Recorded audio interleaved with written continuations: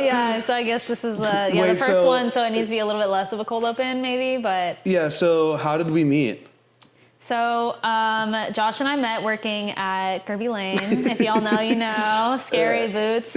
At Kirby, We were Lamar. both servers at Kirby. Like one of the worst jobs and best jobs, I guess. At the same time, I will say that. Yeah, one of the worst jobs and best jobs. Like it irreversibly jaded me. I haven't been the same since. And working in brunch, like if you are service industry, you know working in brunch. Brunch fucking sucks. Everyone who does it once is like, okay, well, let me never do that again. You know, I started working there because I worked for their like other concept that they had ran at the time, and unfortunately during the pandemic, they had to like make a hard choice, like either close down this elevated brunch concept that they were running with a really fun bar program, or close down one of the Kirby Lanes. And like, if you're from Austin, you would know Kirby Lane is like a staple here. Like the Kirby Lane family has like been around for a long time, and so Mason, the son, who had recently become like the owner of the company, was just afraid to like lose like his family's name or legacy. So he decided to close down High Note, the place I was working, and I was in college at the time, and I just started working at Kirby with you. Yeah, and and I think how old were we? Like I was like 20, barely 21. Like no, because Yeah. I was before I got with my ex is when I was working there, and I remember turning 21 with my ex. okay, yeah. So- So I must have been also 21. 1920, yeah, because it was like pandemic too. So like, Okay, so yes, yeah. and it so I was. remember like I didn't see your face for like a year. Wait, true. Face reveal. Yeah, face reveal. Yeah, but we were like the only me, you, and Carly were like the only people our age working there at the time. And Bree, but she's a little Bree, younger. she was younger than us. And then everybody else was a bit older. And like that was also kind of giving like, okay, that's how you know Kirby was like a decent job, because people were able to actually sustain their lives like doing it. Yeah. And I heard before like the pandemic, it was actually kind of hard to get a job there. Yeah, like people, Cyrus, my brother Cyrus, who worked there for a long time, saying like only like they would only hire people with tons of experience who really knew what they were doing. Yeah, and you know, it's like Austin always had kind of this idea of like, oh yeah, Kirby, like you need a late night spot, you need somewhere with like kooky fun and different. It's kind of like corporate now. Like after COVID, they had to make a lot of changes to like, you know, and obviously we live in a society, so. Totally.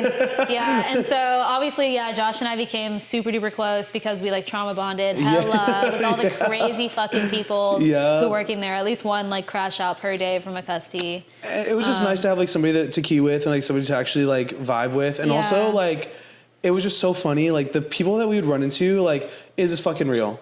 Seriously. Oh, I remember Leo, he like pulled me aside and he was like, you know what? He was like, Leo is the GM there. He was like, I'm really glad that Josh started working here. He's like, I've never seen you like light up when someone like walks in. No! And he was like, you're pretty like quiet and you keep to yourself. But he was like, I love to see you like light up and get all chatty with someone because I'm not a chatty Kathy. I know, so cute. But I'm sure he got annoyed with that like so quick. Fast. Yeah. Oh, I'm like, then why were we always scheduled together? Very true, yeah. And we raked in the most money. Oh, we would tear it up. We seriously would, yeah. That's why that job was so sustainable for like how long I was there. I just hated working in the morning. Yeah. And also working. And you left before I did. Why did you leave? Well, I had gotten a job at night at North Italia from my homegirl that I used to work with at High Note. She was like, "Hey, dude, like the money here is really good." Did you stop before me? Or Yes, I did. So what like the tea on that was like Kirby was I don't know if you remember like the kitchen, something happened with the kitchen staff.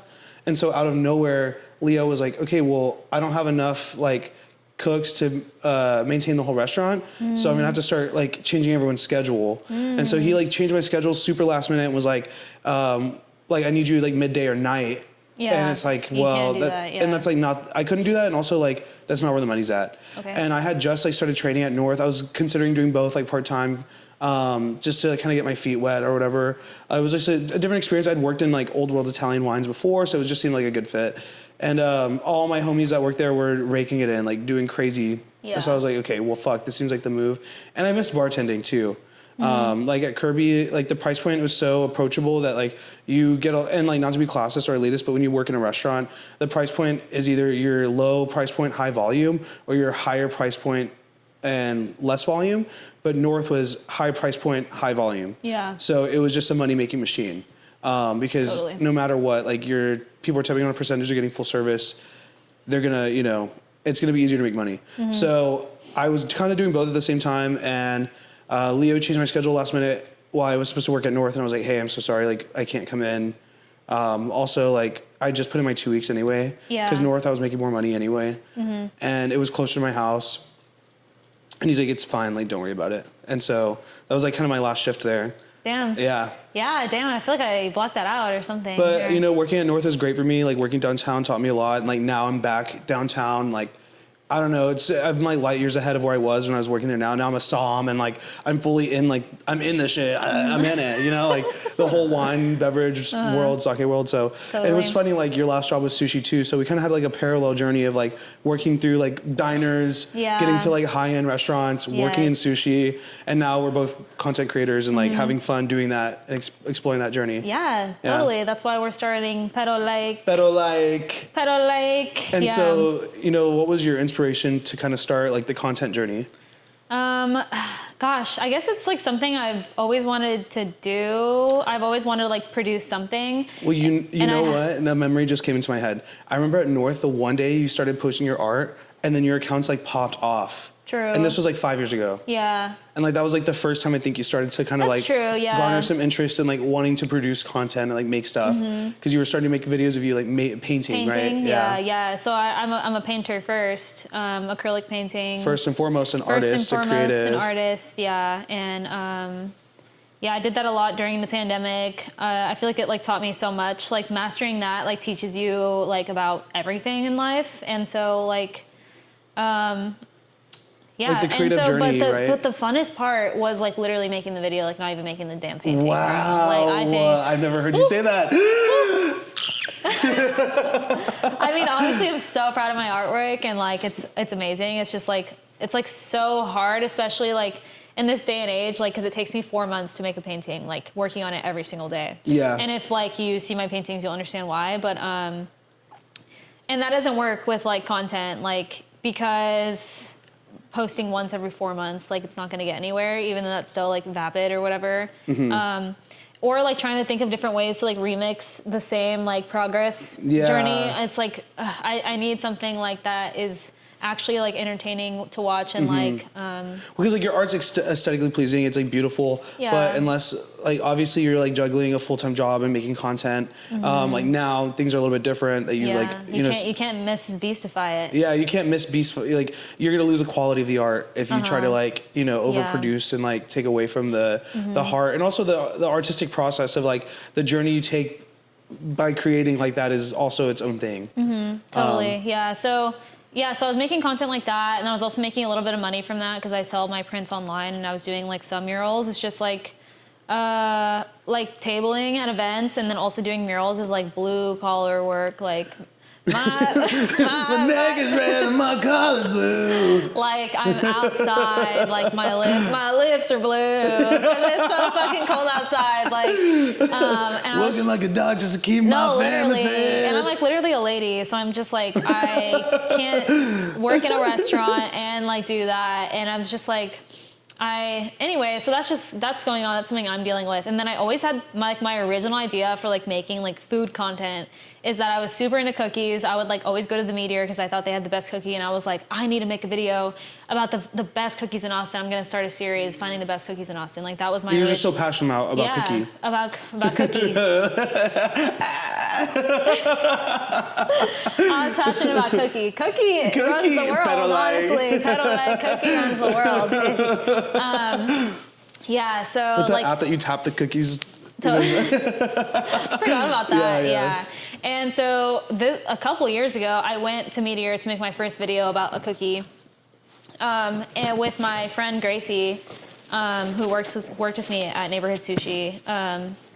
Shout out Gracie. Shout out Gracie. But I remember like making that video was so like public humiliation ritual because I was filming the display box of the cookies, and because like it was a beautiful display of all the different pastries in there, and the barista was like, "Are you done? Like I don't want to be filmed," because she had to go grab the cookie. Ooh. And I was like, "You're not gonna be on camera. You're not gonna be on camera. You're not gonna be on camera. I don't want you on my camera." Oh my god. And you thought that I was gonna be like, wait, like following you, and so that was awkward, and that was the first time I ever tried it. And I'm just filming the display case, and even that caused some like friction, and like obviously I'm so non-confrontational, and I was just like, okay, I hate that. And then so I went we went and filmed outside on the patio, and they were and the staff was having a little staff meeting or whatever. And when we were done, we were walking away, and the staff was like, "Hey, make sure to tag us, make sure to tag us." And it was a bunch of dudes, so like they were obviously just being like facetious. yeah, they were just hollering, and it was just like a lot. And so I was like, "Damn, this is what I have to do to make this series, this cookie series." And so I kind of just like shelved that for like the longest time until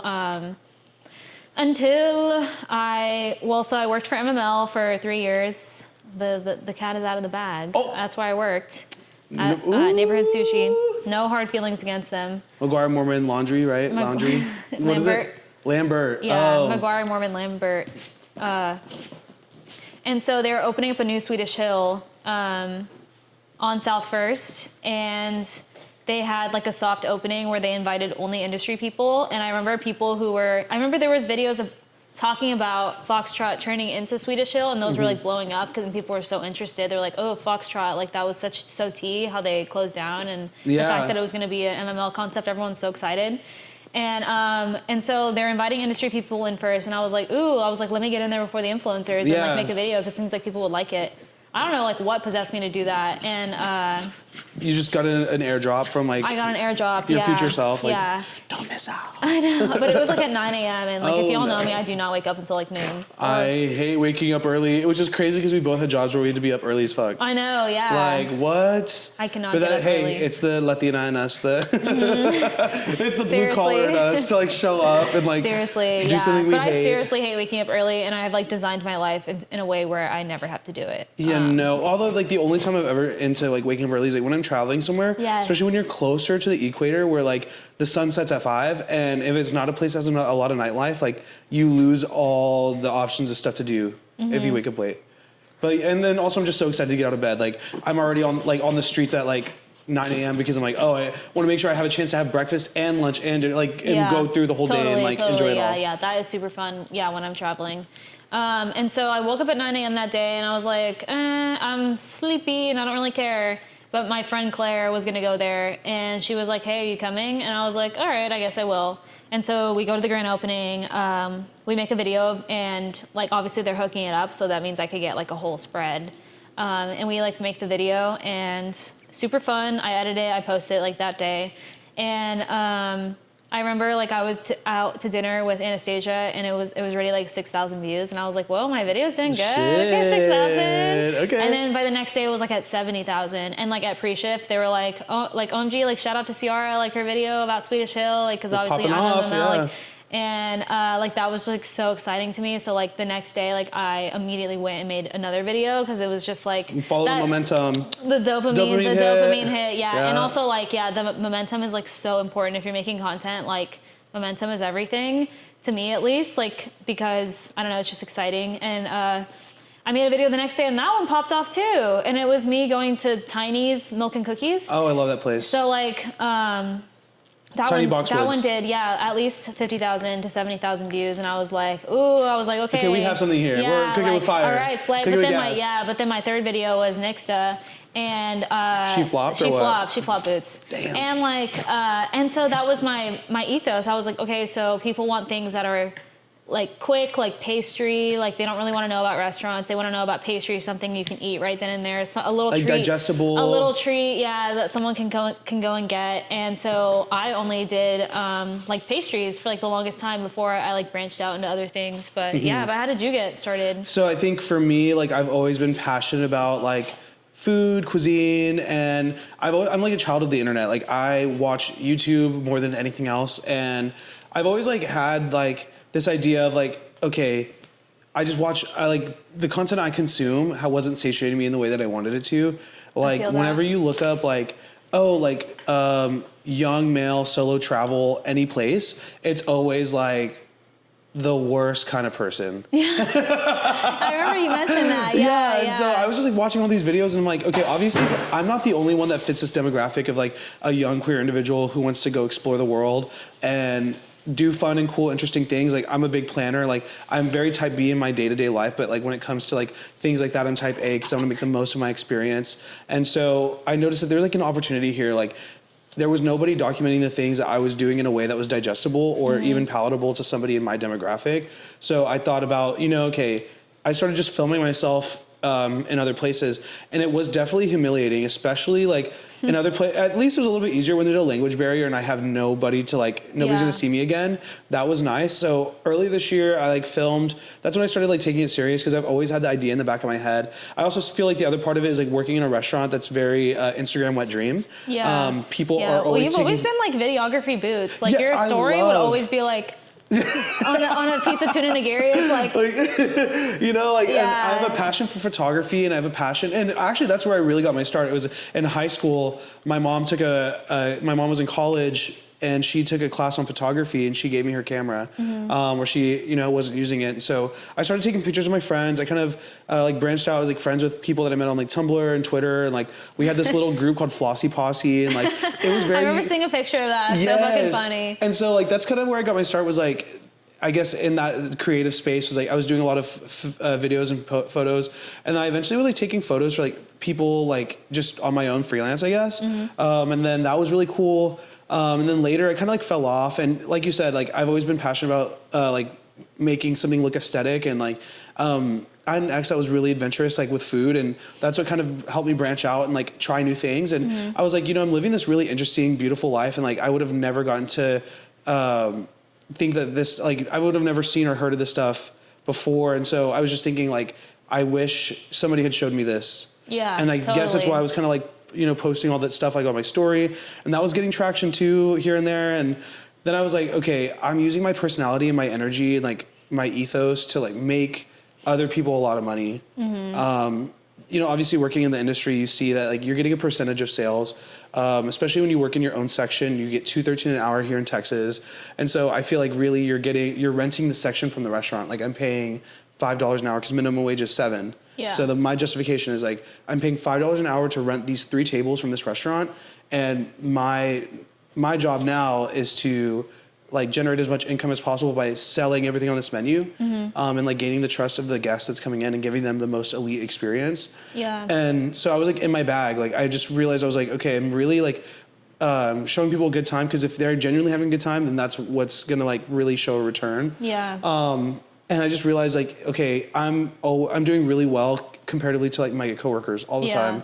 Well, yeah, that's such an enterprising way to think about it. Like I'm so always like in La La Land, like working in a restaurant, and I just like don't want to try, don't want to give it my energy, and like, but it's cool that you can like take it that far and like break it down and like think about it. I was like, it's up to me how much money I make today. Yeah. Like if I come in with like a horrible attitude, like the guests can't know, because that's going to diminish their experience, and now that's going to reflect even subconsciously. Like, even like you see like dirty plates in front of you when you're signing a check. Like I know to me, I wouldn't give a fuck, but the reality is like subconsciously, like people are like, when they're signing that dotted line, like that experience needs to be like, damn, I'm gonna come back here. Yeah. So people who typically wouldn't even like be a great tipper are like tipping more than usual because they've gotten an experience that they've never had before.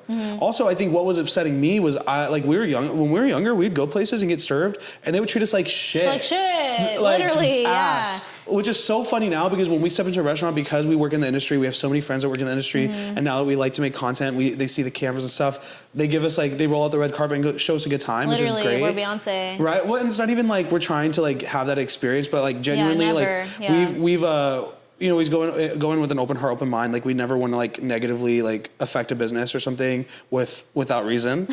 We'll get to that later. Without reason, yeah. But you know, we're just like super involved in the industry, and so before, like we would go out and eat, and people would treat us like shit. Yeah. And to me, I was like, I'm gonna take care of the people that take care of me always, and I just know that like when I was showing people that had never been given great service, like young kids who like were 16, were sitting at this restaurant, never being like taken care of this way, and like it really made an impact on them. And regardless if they tip or not, I always feel like the energy you put out is the energy you receive. Like if I'm gonna show them a good time, then I'm gonna receive a good time. Yeah, in whatever shape, way, or form. That's what kind of like working at MML taught me, because they're so fucking like in their hospitality bag. Like we would do a damn dissertation about hospitality itself as a concept, like in pre-ship every day. Like they were like fucking obsessed. But like as annoying as it was, it did like teach me a lot. And it's also interesting because like when I go to other restaurants, like the way they treat me, like they would have taken me out back and shot me at MML, like if I had talked to anyone that way.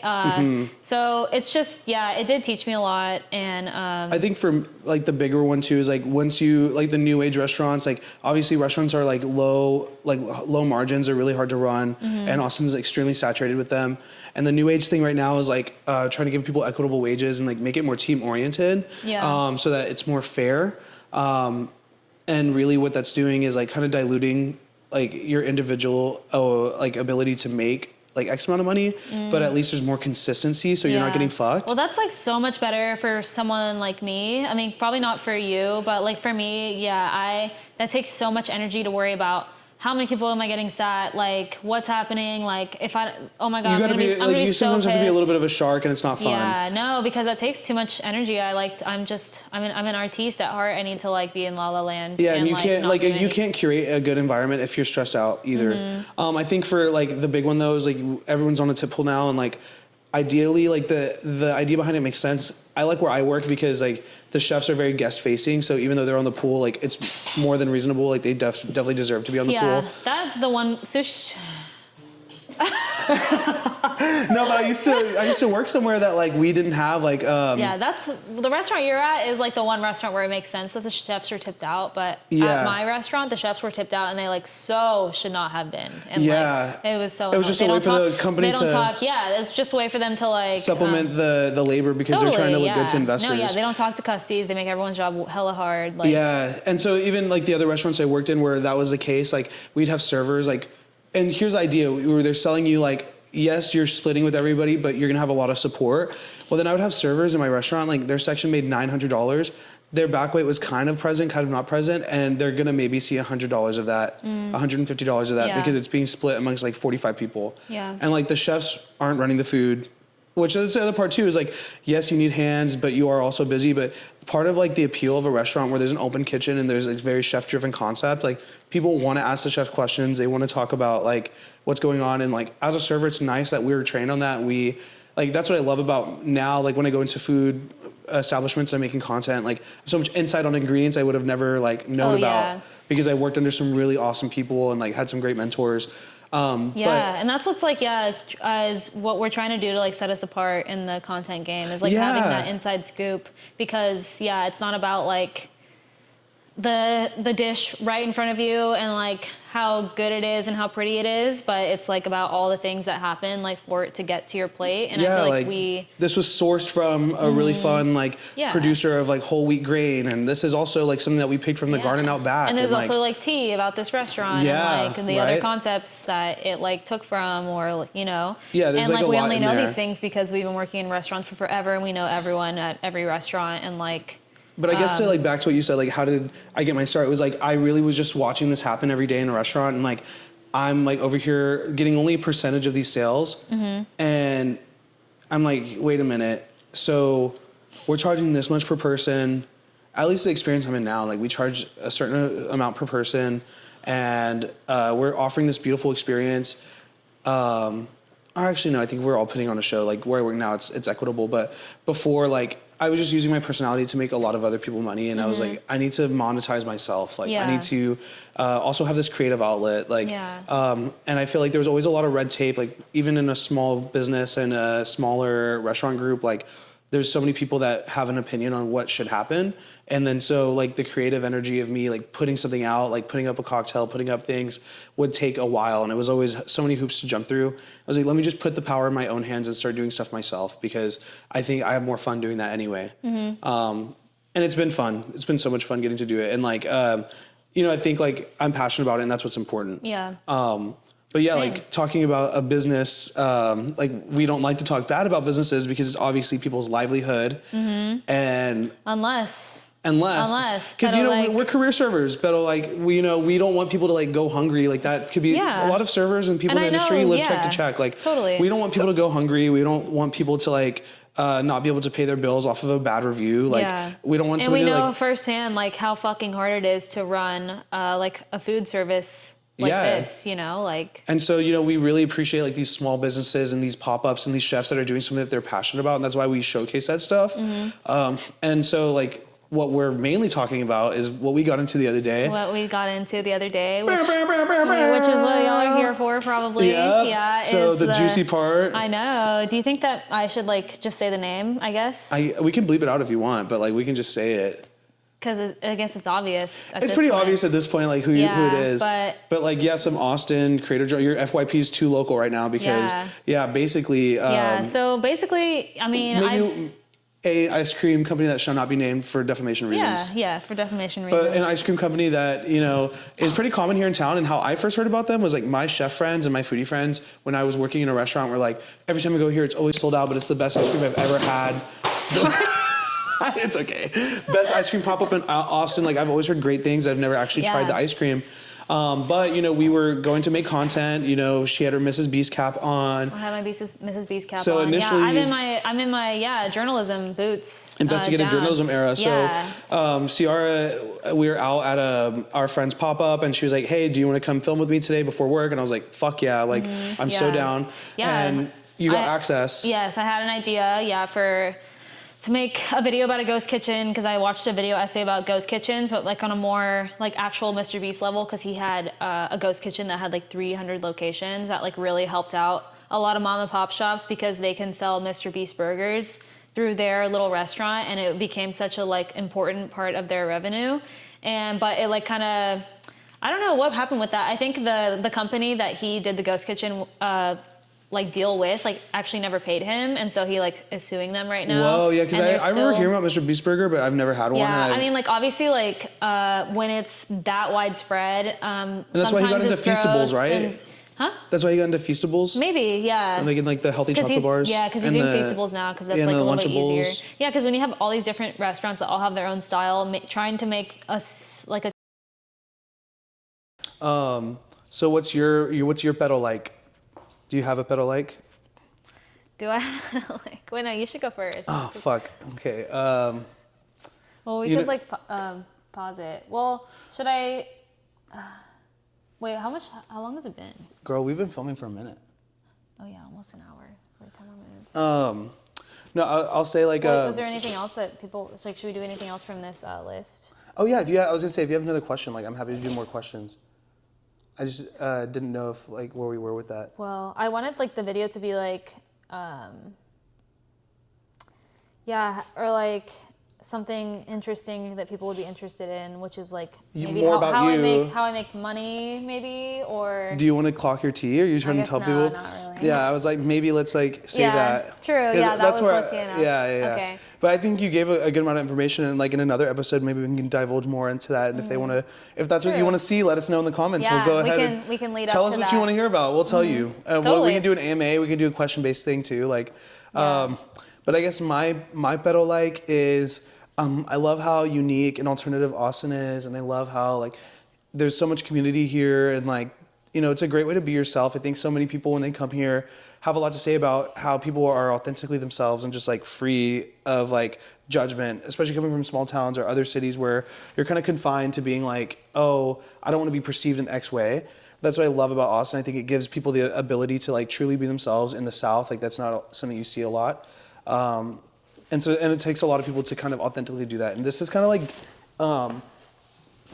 I would say like gay mecca for people. Like if you're in a small town in the South, like this is one of the few places you can go to like feel like I can be myself, right? Mm-hmm. So I think a lot of like young gay people like make their way over here at some point to escape like whatever hardships they're facing.